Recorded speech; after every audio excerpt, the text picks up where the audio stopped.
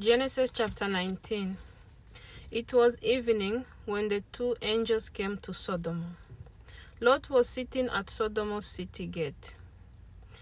Seeing them, Lot got up to meet them and bowed down with his face to the ground. And he said, "See here, my lords, please turn aside and come into your servant's house and spend the night and wash your feet. Then you may get up early and go on your way." But they said, "No, we shall spend the night in the open plaza of the city." However, Lot strongly urged them, so they turned aside and entered his house. And he prepared a feast for them with wine and baked unleavened bread, and they ate.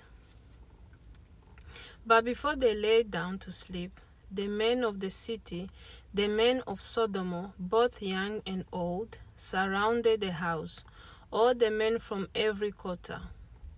And they called out to Lot and said to him, "Where are the men who came to you tonight? Bring them out to us so that we may know them intimately." But Lot went out of the doorway to the men and shut the door after him, and said, "Please, my brothers, do not do something so wicked. See here, I have two daughters who have not known a man intimately. Please let me bring them out to you instead, and you can do as you please with them. Only do nothing to these men, because they have in fact come under the shelter of my roof for protection." But they said, "Get out of the way." And they said, "This man Lot came as an outsider to live here temporarily, and now he's acting like a judge. Now we will treat you worse than your visitors." So they rushed forward and pressed violently against Lot and came close to breaking down the door of his house. But the angels reached out with their hands and pulled Lot into the house with them and shut the door after him. They punished the men who were at the doorway of the house with blindness, from the young men to the old, so that they exhausted themselves trying to find the doorway. And the two men asked Lot, Have you any other here in Sodom, a son-in-law and your sons and your daughters? Whomever you have in the city, take them out of here. For we are destroying this place, because the outcry for judgment against them has grown so great before the Lord, that the Lord has sent us to destroy and ruin it." So Lot went out and spoke to his sons-in-law, who were betrothed and legally promised to marry his daughters, and said, "Get up, get out of this place, for the Lord is about to destroy this city." But to his sons-in-law he appeared to be joking.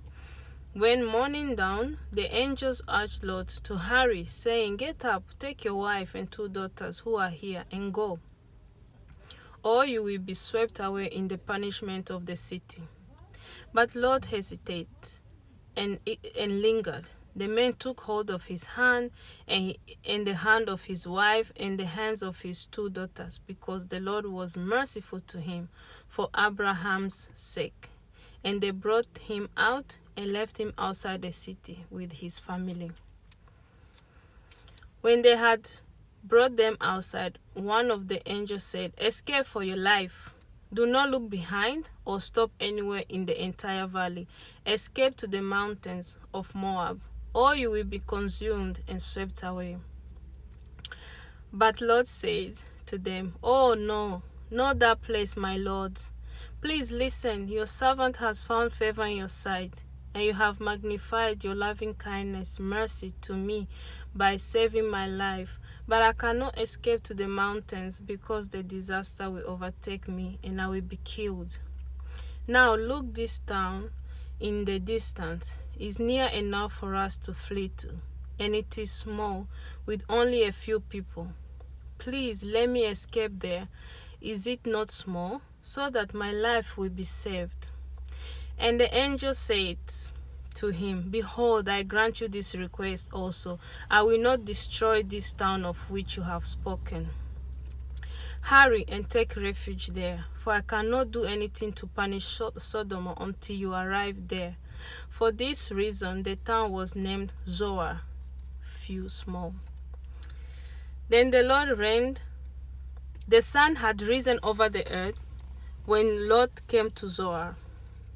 Then the Lord rained down brimstone, flaming sulfur, fire on Sodom and Gomorrah from the Lord out of heaven. And he overthrew, demolished, ended those cities, and the entire valley, and all the inhabitants of the cities, and whatever grew on the ground. But Lot's wife, from behind him, foolishly, longingly looked back towards Sodom. In an act of disobedience, she became a pillar of salt. Abraham started out early the next morning to the place where he only the day before had stood before the Lord. And he looked down toward Sodom and Gomorrah and toward all the land of the valley of the Dead Sea. And he saw, and behold, the smoke of the land went up like the smoke of a kiln, potter furnace. Now when God ravaged and destroyed the city of the plain of Siddim, he remembered Abraham, and for that reason, and he sent Abraham's nephew Lot out of the midst of the destruction, when he destroyed the cities in which Lot had lived. Now Lot went up from Zoar and lived in the mountain together with his 2 daughters, for he was afraid to stay any longer in Zoar, and he lived in a cave with his 2 daughters. The firstborn said to the younger, our father is aging, and there is not a man on earth available to be intimate with us in the customary way, so that we may have children. Come, let us make our father drunk with wine, and we will lie with him, so that we may preserve our family through our father. So they gave their father wine that night, and the firstborn went in and lay with her father, and he did not know when she lay down or when she got up, because he was completely intoxicated. Then the next day the firstborn said to the younger, behold, I lay with my father last night. Let's make him drunk with wine tonight also, and then you go in and lie with him, so that we may preserve our family through our father.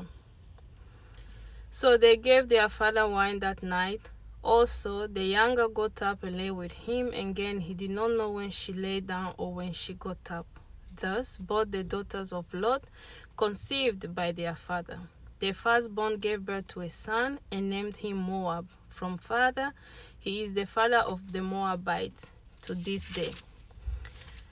The younger also gave birth to a son and named him Ben-Amin, son of my people. He is the father of the Ammonites to this day. Amen. God bless you.